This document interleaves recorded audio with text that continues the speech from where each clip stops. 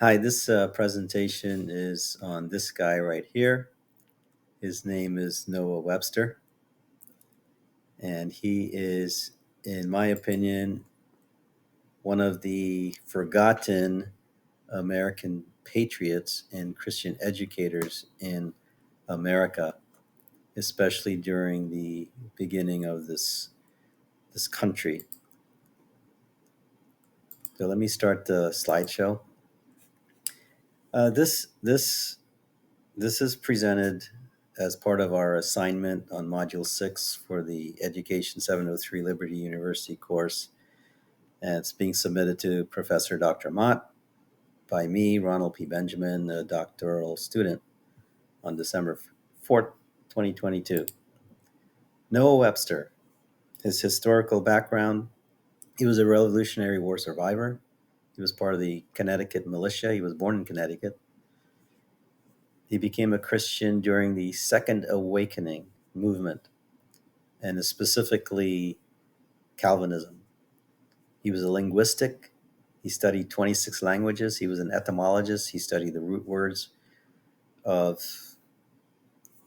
of words and definitions. And he was a lexicographer, which means he was a creator of dictionaries. He was a patriot and for state rights, which was controversial because he was against the abolitionist movement because of his state rights belief. And he was an educator. Philosophical background: as I said, he was a Calvinist Christian. He believed in America, of course. He fought during the Revolutionary War. And his style of Americanism is a little different and went further than what's been known or what's been brought up or taught. And I call it the language revolution. The American language revolution, it was his way of patriotism through language, also in helping spread the knowledge of God. The Bible says the the fear of God is the beginning of knowledge, and he was putting that into practice with his textbooks that he created for schools and children, and also not just children but uh, parents, adults.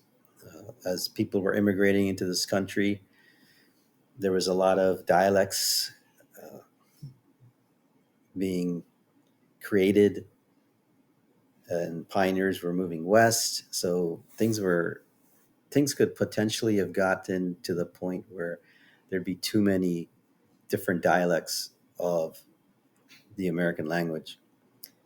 So his revolution was: we need an American English to distinguish ourselves from British English and the rest of the world, which was heavily controversial. He had a lot of critics for this, and even called a traitor at times. But his thoughts were: this is a new country. We need a new English. So he created the speller textbooks for schools, and like I said, for adults as well, from 1783 to 1785. And it was a speller teaching not just spelling, but phonics, pronunciation, grammar, and references to God and morals, how to live morally. And this was used in the classrooms for 5 generations. And he's best known for the creation of the Webster Dictionary of the American Language, which first came out in 1828. It was eventually bought up by the Merriam family and is now known as the Merriam-Webster Dictionary of the American Language.